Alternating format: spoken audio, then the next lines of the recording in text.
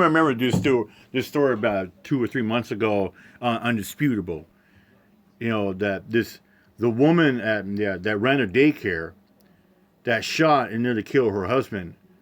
Her husband was a Baltimore police officer, and number two, there were allegations that her husband was being inappropriate with some of the kids that in the daycare that she works at. Okay, let's get to it.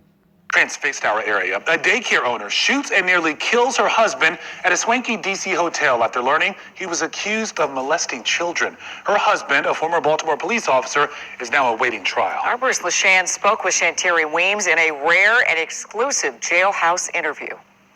The first shot was in the neck. Yes. And then you shot him in the leg. Yes. Yeah, Bruce LeShan joins us now in the studio. That was just a quick clip there, but real quick. But there was a lot that came out of this, and Shantiri Weems tells you that she didn't consider herself to be a violent person, but something happened. Yeah, well, I mean, and the judge talked about this at the hearing when she was sentenced to twice what the plea bargain was supposed to be. 4 years. The judge rejected the plea deal. He went with, it was supposed to be 2 years. He went with 4 years. But she talked to me about it, and she said that the blood just drained out of her body. I mean, the judge said everything had imploded on her. Her career, this crusade that she was on with her husband to keep kids out of prison, to do good things by troubled kids, that blew up. The man she trusted most in the world had betrayed her, and she said she just snapped and went down there. But the judge also said, wait a minute, you had some inkling of this days before it happened. That he was unwilling to forgive. Now, even with that said, she's getting a lot of empathy, a lot of people who are supporting her. How is she feeling in there right now? She feels tremendous gratitude about all the support that she got. And it was remarkable to me. I mean, despite all of this, she seemed remarkably calm and kind of centered and able to talk about everything that happened. And says she's getting through with the help of her fellow inmates, which is interesting because her fellow incarcerated people, because she herself is a former correctional officer. And she actually says she went into daycare Hoping to because keep she them saw out. so many young people who ended up in prison. Boy, Bruce, this is unprecedented for us because we don't always take stories over 2 days and break up the same thing, but there was so much to talk about.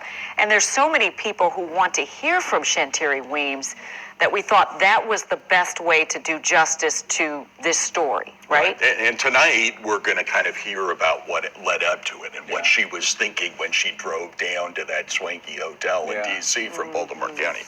Tomorrow night, we're going to go actually through the shooting itself. So stick around, watch both parts. Yeah, it's a really complex case. And again, as Bruce has said here, make sure to tune into the news at 11 to see more of Bruce's exclusive interview with Shantiri Weems from behind bars. Great interview. And that guy is kind of right. There are a lot of people say she's not a bad person. People saying, in my opinion, she's a hero. I mean, she stopped a notorious predator, a pedophile that hides behind the badge and shield. And that's what some people do. You got cops out there, they're hiding behind their badge, saying they're going to protect and serve the community out there. But they use their badge to intimidate, vulnerable victims and witnesses out there by preying on vulnerable and underage children out there. And there are cops that get away with that kind of shit because you know why? It's called qualified immunity.